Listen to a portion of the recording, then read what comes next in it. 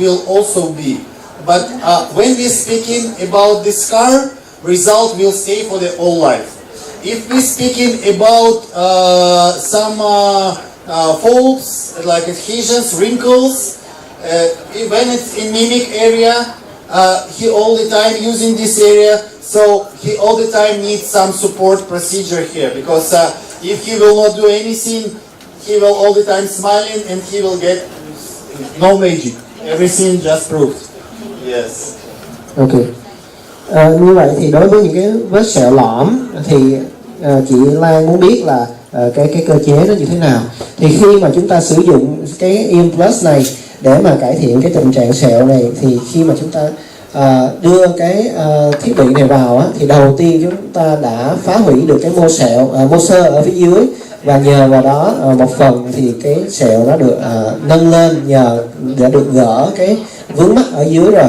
Nhưng mà sau đó thì chúng ta sẽ tiêm một chút xíu chất làm đầy vào trong đó để cho nó không bị tái lặp lại cái tình trạng dính lại ở cái mô ở phía dưới nữa.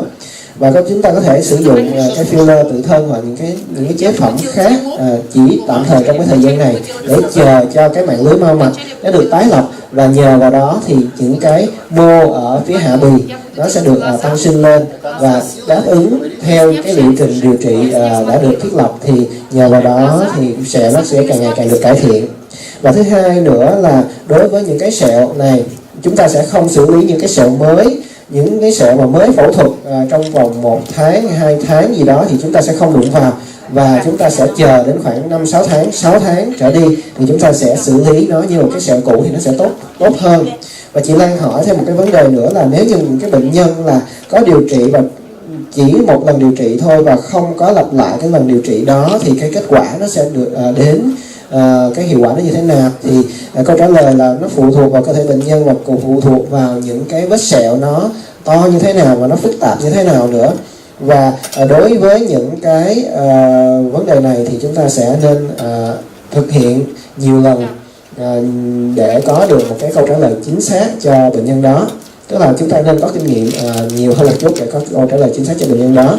Và thường là những cái vết sẹo, có những cái vết sẹo mà chúng ta chỉ cần thực hiện một lần thôi thì cái tác dụng có thể kéo dài đến 3 đến 5 năm, và thậm chí có thể kéo dài cả cái suốt khoảng thời gian sau đó luôn.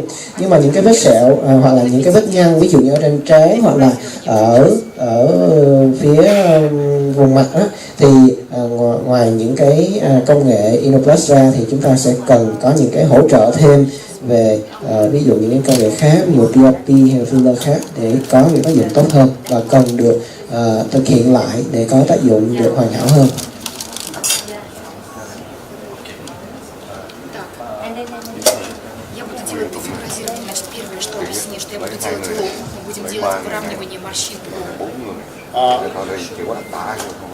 Чуть-чуть надо направить. Или приподнять голову. Я подниму голову. Thank you. Ông ở đây nhắc nhở mọi người là vì cái lý riêng tư của cái bệnh nhân này vui lòng không có quay phim và chụp ảnh, vì chúng tôi đã có cái máy quay phim rất là chuyên nghiệp ở đây rồi. Chúng tôi sẽ chuyển giao những cái hình ảnh này cho các bạn, và chúng ta sẽ không có quay phim của bệnh nhân này.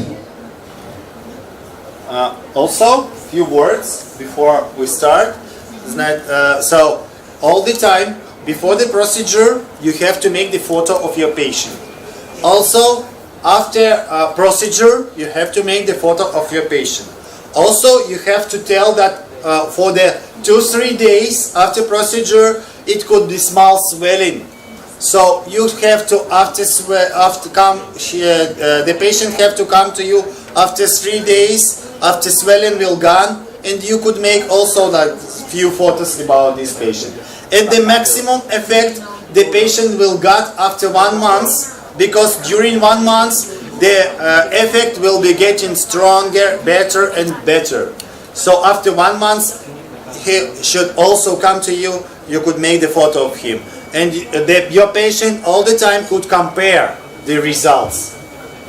Vấn đề quan trọng là trước khi làm cái thủ thuật này, lúc nào các bạn cũng nên chụp hình của bệnh nhân lại trước và ngay sau khi phẫu thuật, và kết quả sẽ đến tốt nhất trong vòng 1 tháng sau khi làm thủ thuật. Thì đương nhiên là sau 1 tháng thì bệnh nhân sẽ đến và các bạn sẽ chụp hình lại và các bạn sẽ so sánh được cái hiệu quả của cái thủ thuật này cho bệnh nhân thấy trải qua 1 tháng thì bệnh nhân sẽ được cải như thế nào.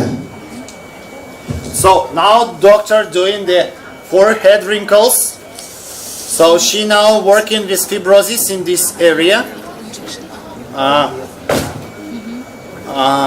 Please say to the patient that if it's painful for her, she have to little shake the masha.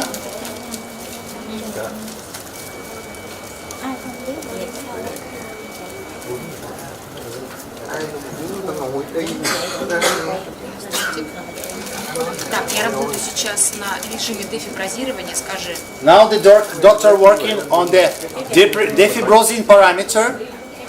So with defibrozin adhesions in this area.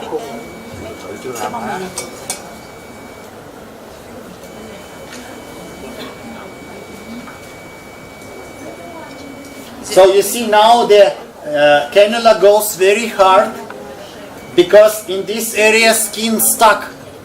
It's very poor hyperdrosis, hypoderma there. It's very poor hypodermis there in this area. Chúng ta thấy là cái vùng ở đây có vẻ như nó bị kẹt lại. Chứng tỏ là cái vùng này có nhiều cái mô xơ phía dưới và những cái mô ở hạ buồng nó rất là kém, cho nên là nó hơi cứng như thế.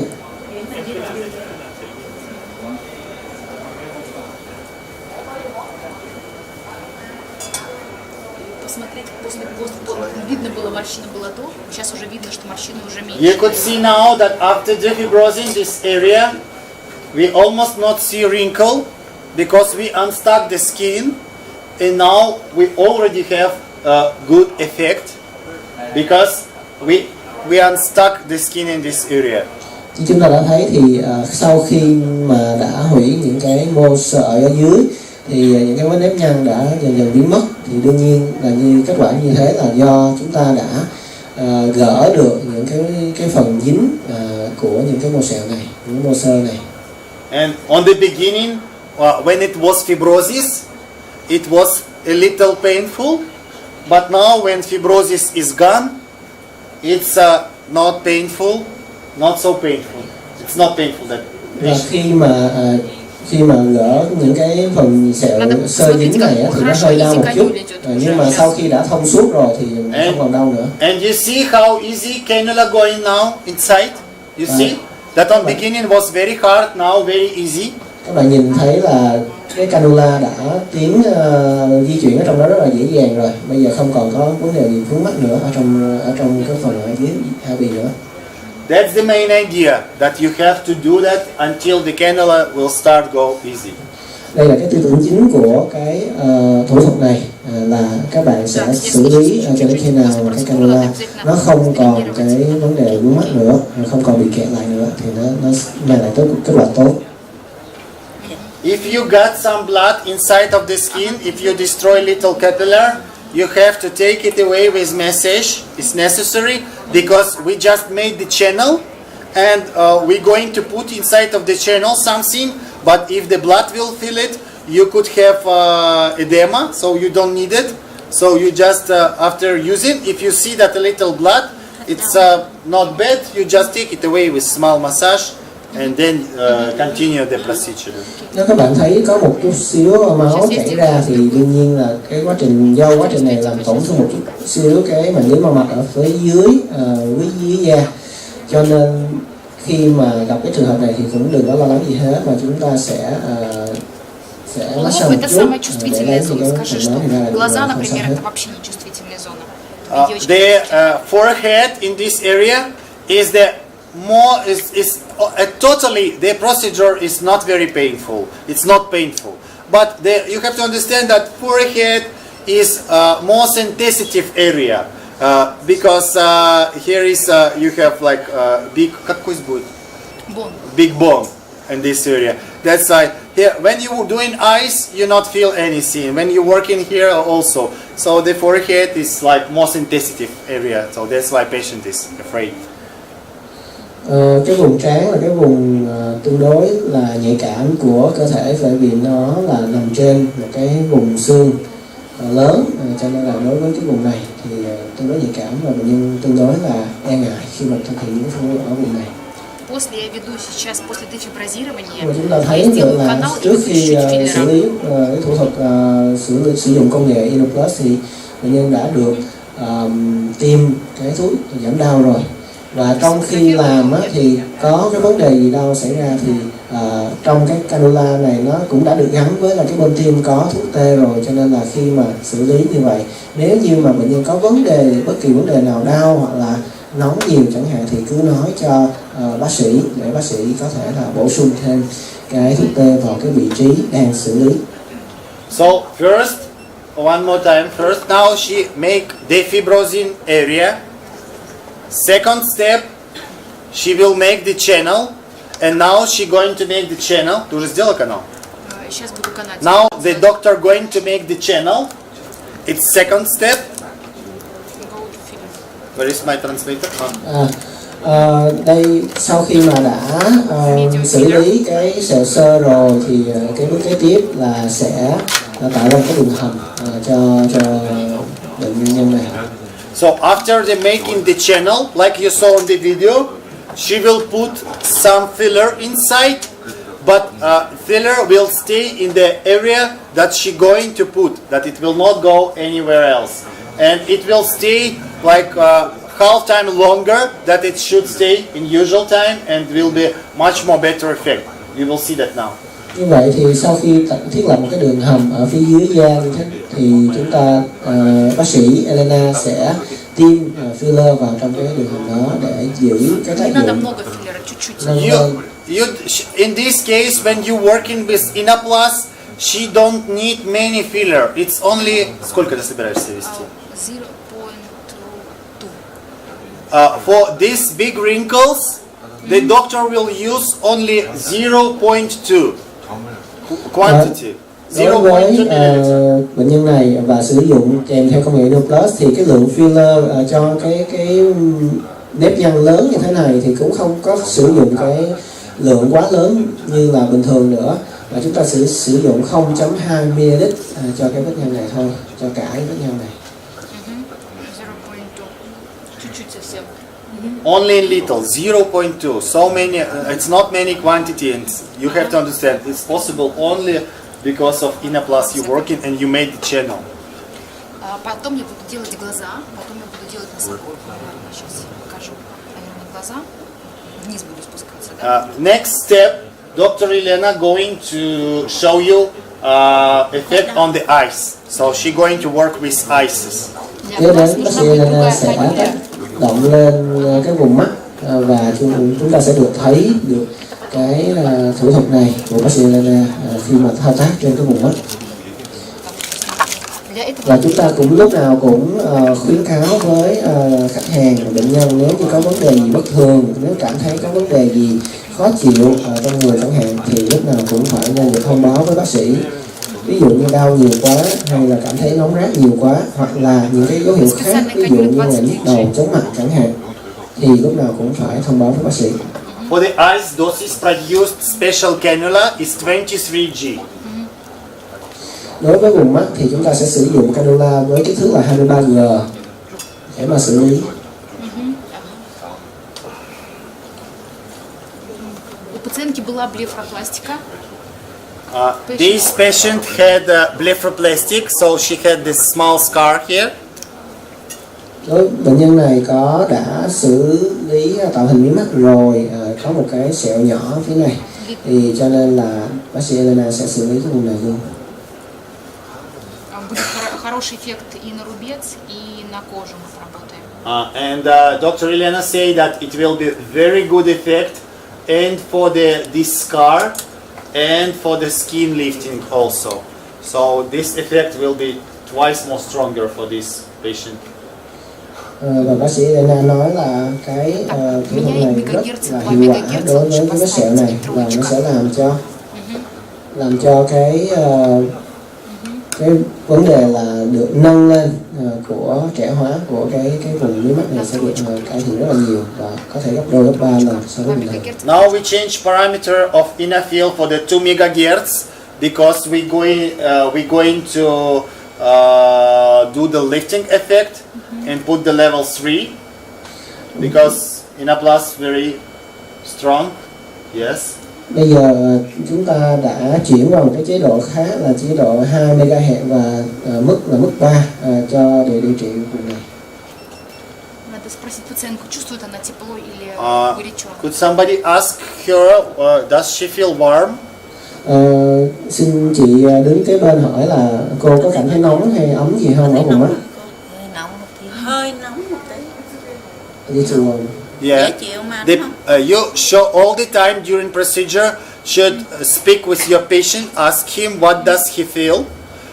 Lúc nào chúng ta cũng sẽ phải phải hỏi bệnh nhân xem cảm thấy như thế nào và bất cứ một cái dấu hiệu nào cảm thấy khó chịu thì cũng phải thông báo với chúng ta. In normal case, she should feel warming, not pain, warming. Trong đa số các trường hợp bình thường thì bệnh nhân sẽ cảm thấy là không có đau và hơi ấm ấm một chút thôi. В зависимости от... Сейчас же не руку постановку делаем, мы показываем. Хотел доктор попробовать. Ну, да, попробуй. Потом, наверное, потом попробуем. Ну ты на фиброзе покажешь, на самом глазах не надо. Сейчас мы работаем над рубцом, на лифтинг. Сейчас работаю... Now the doctor working and making the lifting effect. Не в рубце, над Bây giờ là рубцом. bác sĩ, She working, she not working now with the scar. She working with lifting. Later she will show how to work with scar also. bây giờ là bác sĩ đang làm việc với cái tác dụng là phải nâng được cái mí mắt lên cho nó trẻ, mắt nó mở to hơn và sau đó thì khi nào bác sĩ xử lý cái vết sẹo thì bác sĩ sẽ thông báo.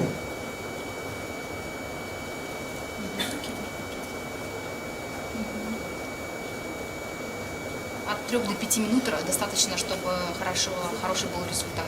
To make good effect, you have to work only 3-5 minutes for one eyes. Để có được cái tác dụng điều trị tốt thì các bạn chỉ cần xử lý khoảng 3 đến 5 phút thôi.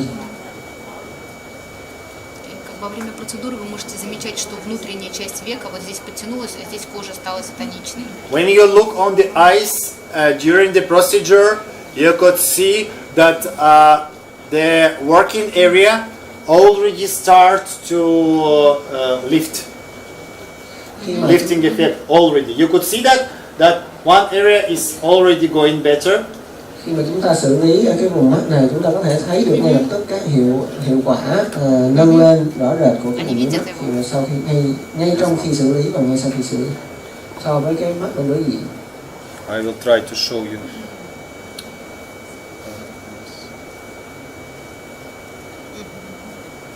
Видно разницу. Да. Видно же разницу. Да. Видите уже разницу?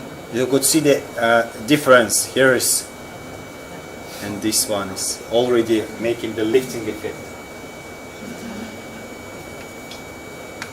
После процедуры это первый результат, а потом будет результат через месяц, через 2-3 недели, когда фибробласт. After procedure, she already will have good result, but you have to understand also that this result will be getting more and more better and better during 3 weeks. So your patient will be happy now, and she will be more happier every day for 3 weeks.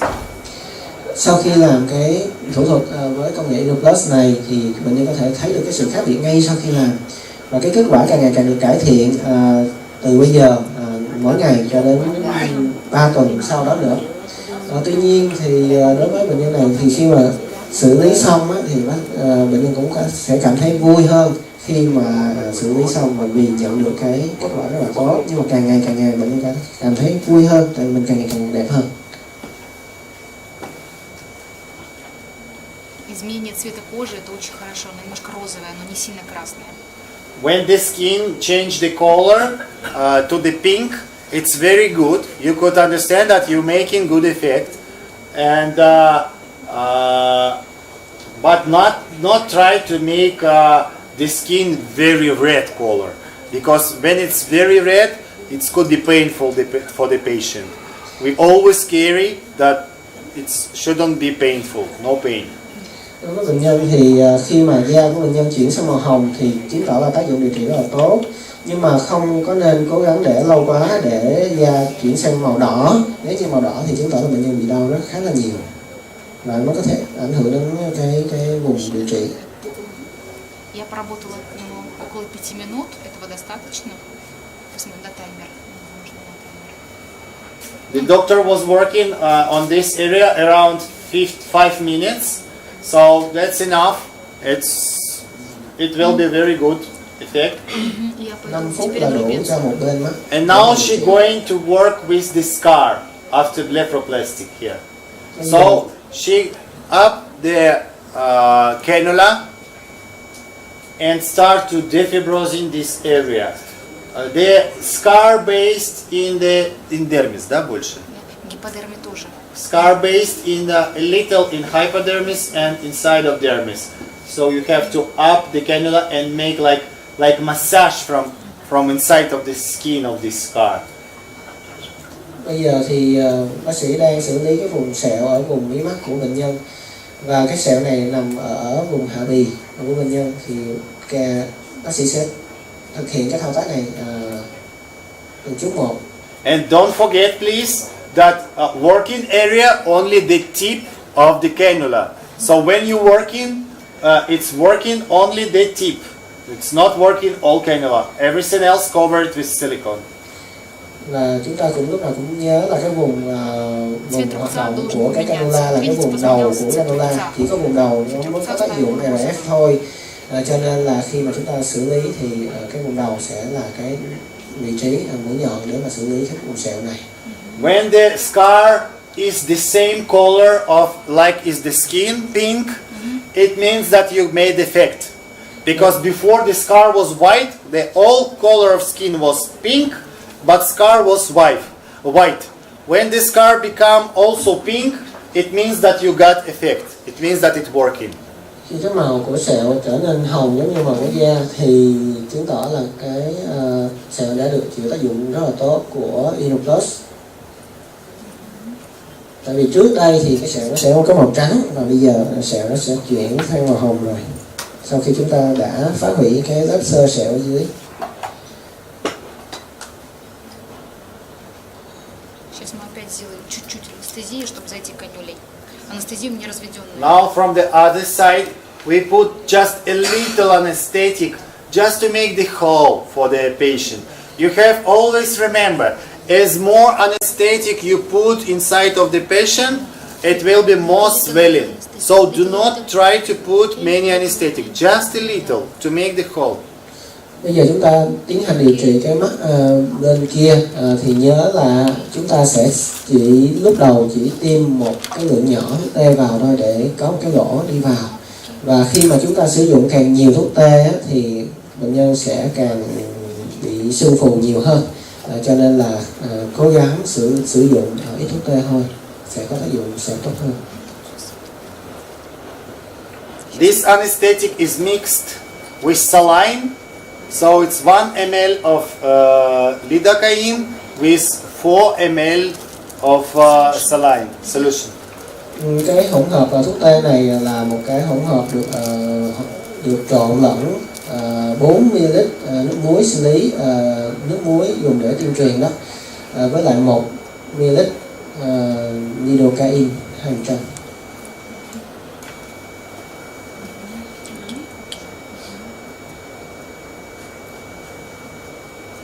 Ở đây thì chúng tôi đang sử dụng cái thuốc tê dành cho nha khoa là lidocaine phối hợp với lại adrenaline với một cái lượng vừa đủ để có một tác dụng co mạch nhất định thôi, để hạn chế tình trạng chảy máu. Nhưng mà nếu như không có cái thuốc tê này thì các bạn cũng có thể sử dụng thuốc tê lidocaine bình thường cũng được, cái ống thủy tinh bình thường. Còn chúng tôi đang xử lý bằng cái thuốc tê nha khoa. Nó có cái dạng ống nó có piston ở bên trong để chúng ta có một cái cây súng để mà chúng ta sử dụng cái thuốc tê này. Когда я иду назад, я делаю прокручиваю движение, только иду назад. Я никогда не делаю вперед, чтобы не повредить капилляры, только назад. When she moving. She using the technique that you could see everywhere in the protocols now. That when she inserting back the cannula, she is moving like a mixer, like this one. When she going inside, she is just going in one side, one direction, to not damage the skin inside. These techniques you could see in instructions of the INNOPLUS when you buy. Đây là cái kỹ thuật xử lý trong khi ở phía dưới cái lớp da của bệnh nhân. Đây sử dụng cái cannula này xoay tròn như thế để có tác dụng điều trị đều khắp cái vùng điều trị luôn. Và chúng ta có thể được hướng dẫn cụ thể khi mà chúng ta mua cái hệ thống INNOPLUS này ở trong cái tài liệu.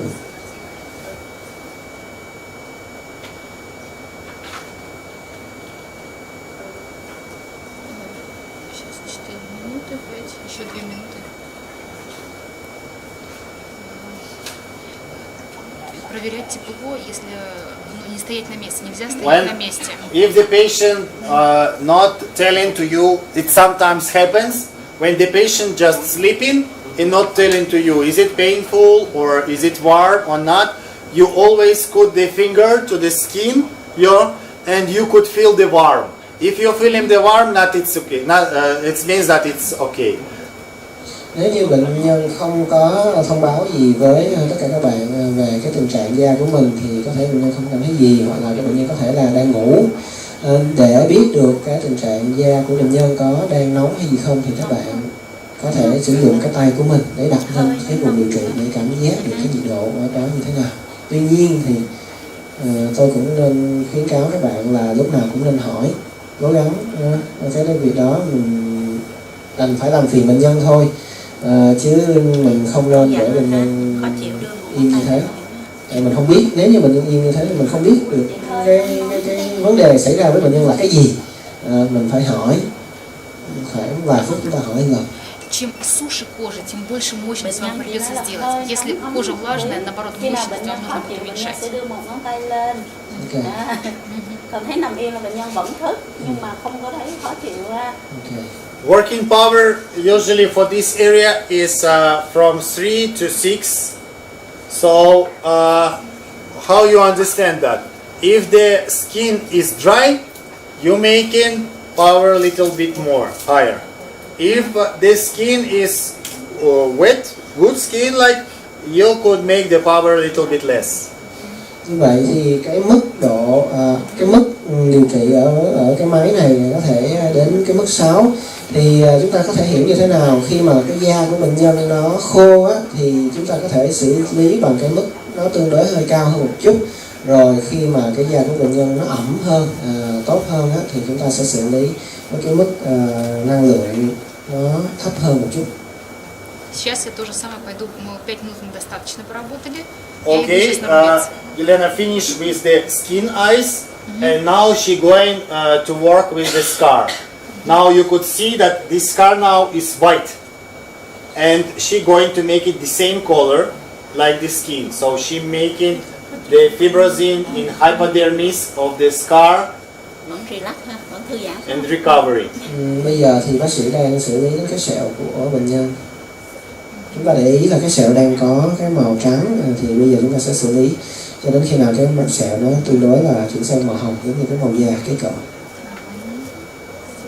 Мы прогреваем до дермы. Канюля прогревает все до дермы. Изнутри прогрев идет. Видите, как поменялся цвет? You could see how we changed the color of the scar. So we changing that because of radio wave working here. Các bạn có thể thấy được là cái hiện tượng đổi màu ở vết sẹo của bệnh nhân do tác dụng của cái dòng điện có sóng radio, dòng điện có tần số radio. Này còn nóng không? Ngày này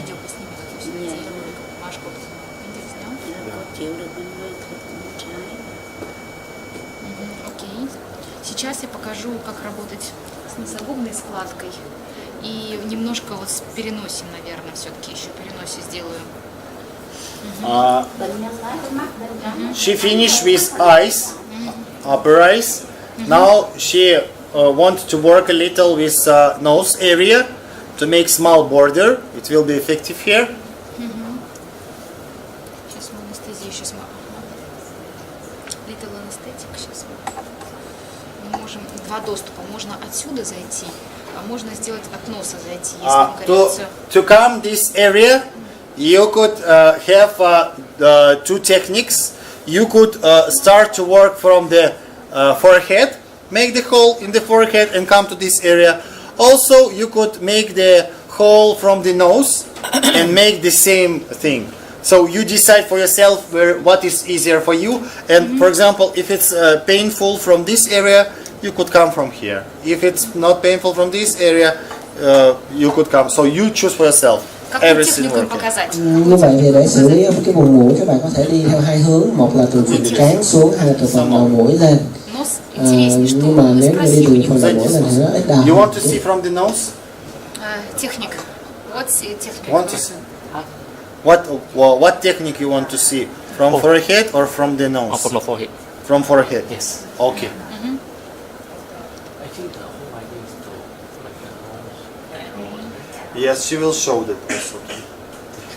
Now her idea to make the border in this area, to make it like European nose. Okay, make it higher. Yes, make it high. Now what she going to do? She will make the channel here, and when the channel will be done, she could put some filler, and it will not go down. It will stay in this area, and she will get the nose.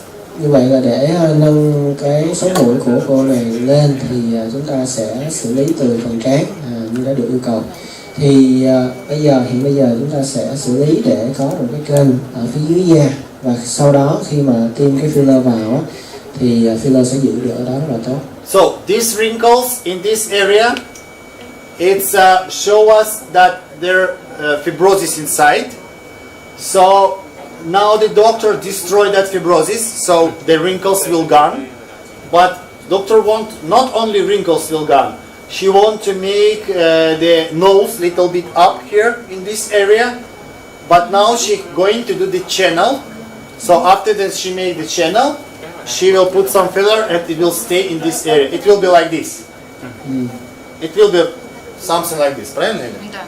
Канал. Сейчас я Đối với создаю bệnh канал. nhân này thì bệnh nhân này đã được xử lý làm giảm những cái nếp nhăn, xóa những cái nếp nhăn rồi, nhưng mà bác sĩ vẫn có muốn thêm là muốn cho mũi cô này cao hơn thì như thế này. Thì khi mà xử lý, sau khi xử lý để mà có được những cái kênh ở phía dưới da thì bác sĩ sẽ tiêm cái filler vào và filler nó sẽ giữ được ở phía dưới. Канал. Создали канал. Это очень безопасно. This is very safe and not painful. Cái thao tác này rất là an toàn, không có đau. Hơi đau. Chỉ có hơi đau tí xíu.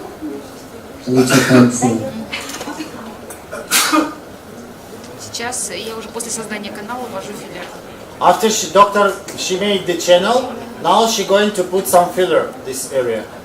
Bây giờ thì bác sĩ sẽ tiêm filler vào.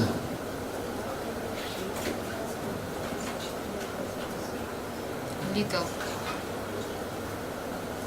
Thấy sao cô? Bình thường phải không? 0.2 тоже. Bây giờ Also, mình you cho don't nó- need many filler here. Only 0.2 of milliliter.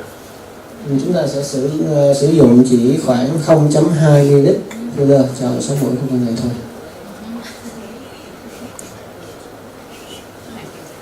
Окей.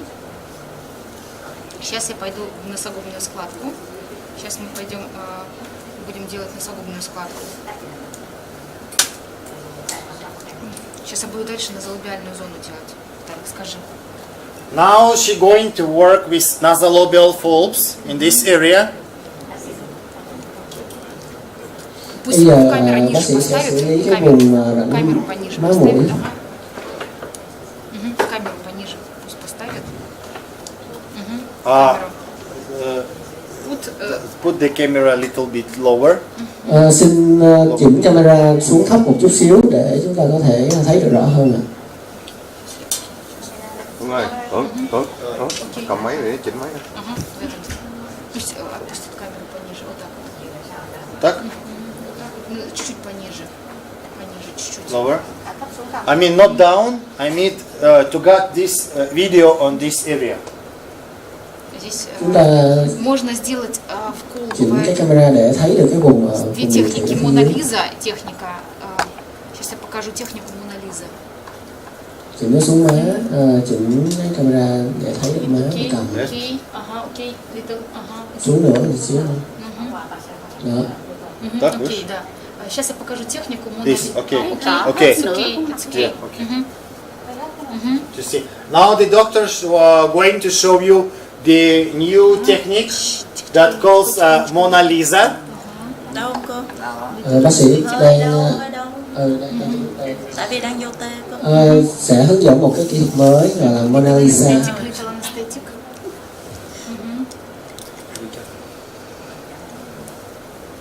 Mũi nó hơi đau tí là vô tê.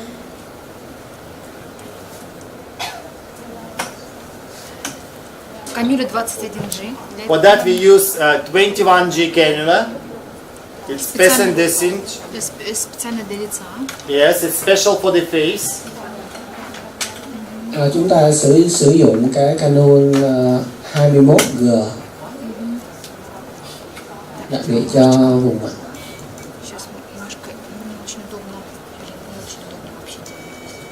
Как же мне ее делать? Сейчас я отключу шприц.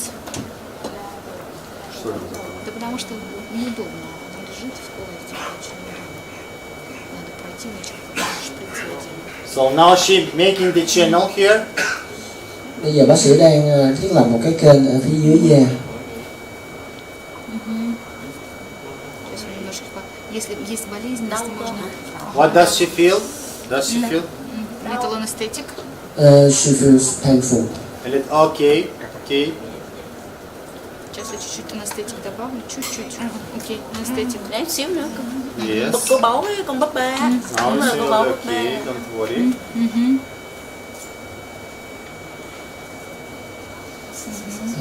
Xin cô bệnh nhân đau thì cứ giơ cái tay trái lên. She will raise her left hand when she feels Болит it. чуть мощность. Để chịu xíu cô. Она чувствительная, сосудов много. Còn tại vì Окей, окей.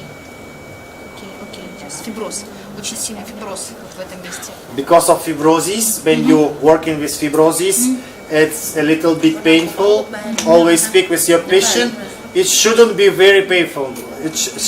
She feel it, but it shouldn't be very painful.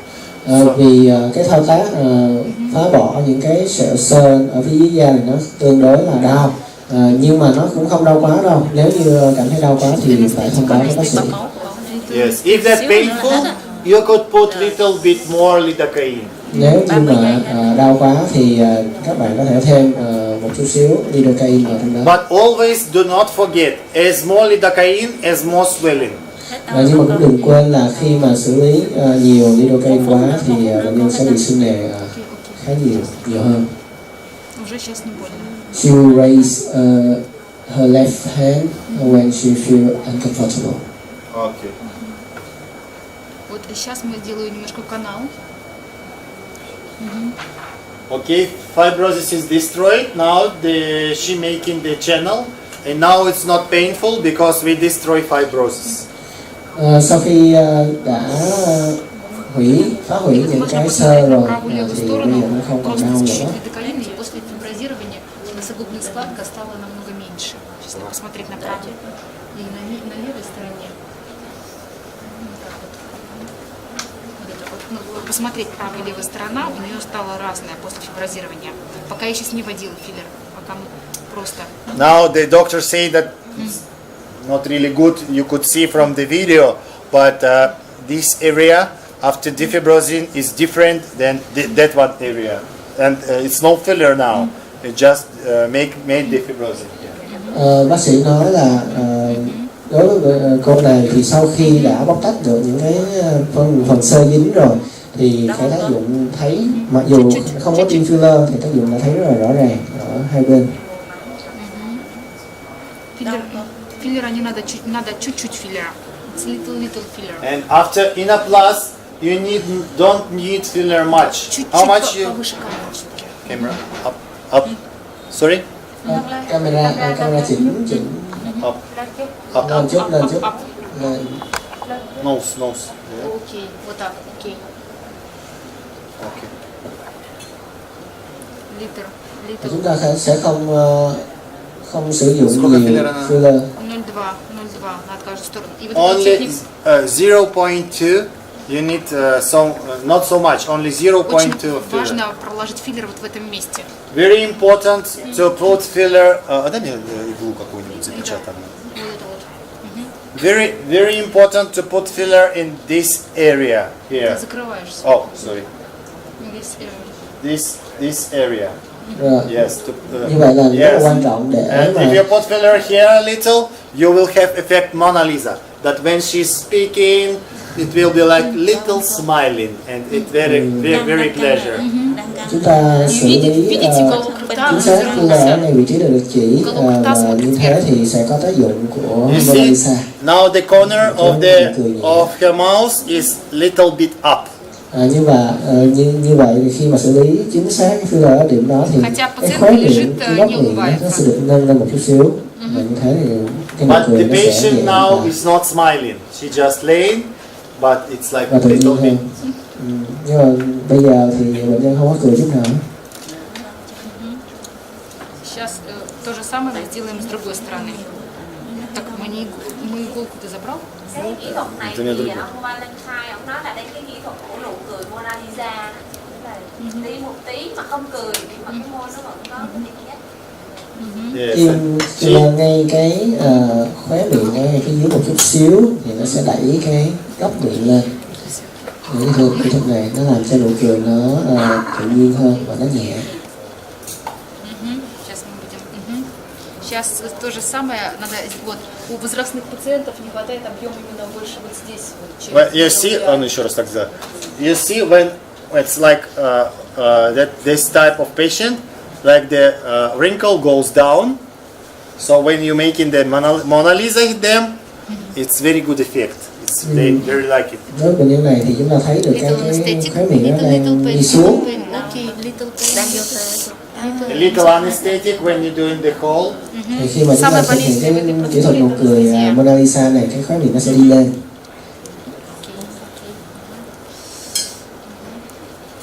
Như chúng ta thấy thì tim tê nó hơi khó chịu một chút. Это буквально секунда. Patient is the hero because usually during procedure you don't have to do all the face one time. You can do 1-2 area. Next time one area more. When you do all the face, of course it's a little bit nervous because when she comes, she laying on you 20-30 minutes, and in this case she could lay for the 1 hour. Of course it's a little bit hard for her. Окей. Bệnh nhân này có khả năng chịu đựng khá là tốt, tại vì khi mà chúng ta xử lý ở một cái thủ thuật nào đó thì chúng ta sẽ xử lý khoảng 1 đến 2 thủ thuật nào thôi, nhưng mà cô này đã xử lý rất là nhiều thủ thuật ở trên cùng một lần.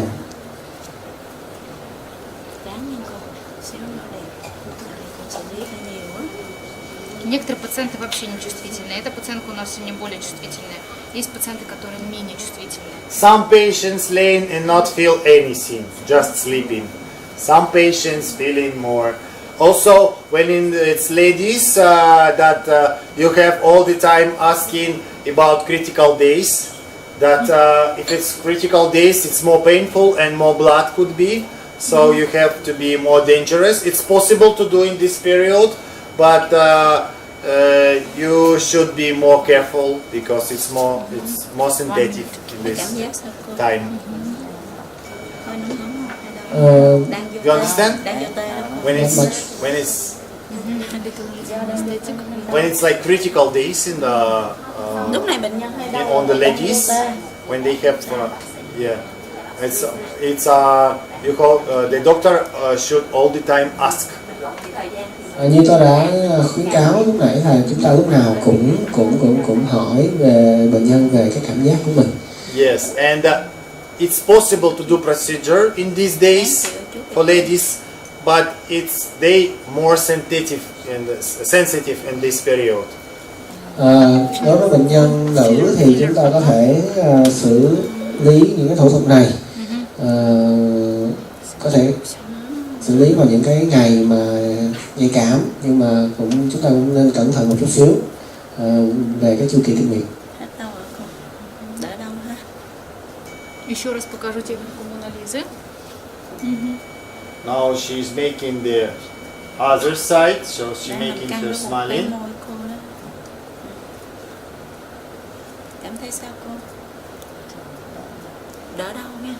Yeah, Mona Lisa technique. Bệnh nhân cảm thấy đỡ đau. Yên tâm ha, không có đau. Постпроцедурным кремом. После, все, мы с пациенткой закончили. Пациентка настоящий герой. Сейчас мы помажем постпроцедурным кремом. Do not forget all the time use the cream after procedure. Nên sử dụng lúc nào cũng nên sử dụng thoa một xíu kem ngay sau khi thủ thuật nó sẽ tốt hơn. Окей. Постпроцедур крем. Сейчас мы.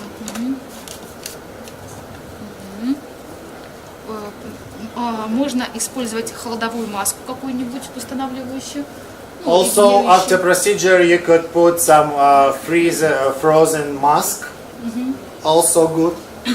Sau thủ thuật thì các bạn cũng có thể nên đắp những cái mặt nạ làm lạnh một chút xíu thì nó sẽ tốt hơn cho bệnh nhân. Chúng ta có thể sử dụng cái gel để sát khuẩn cũng được.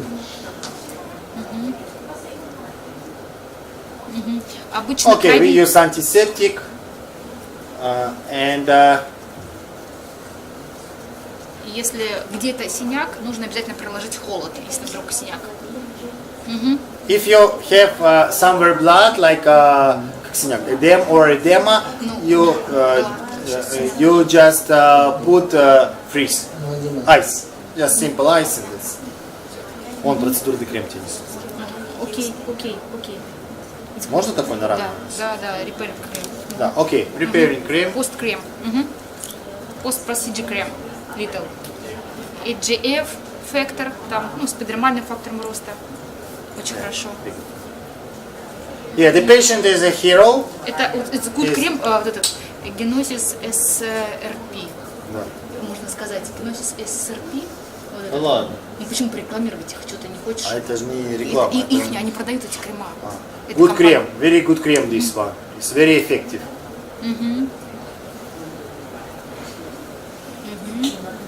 Thank you.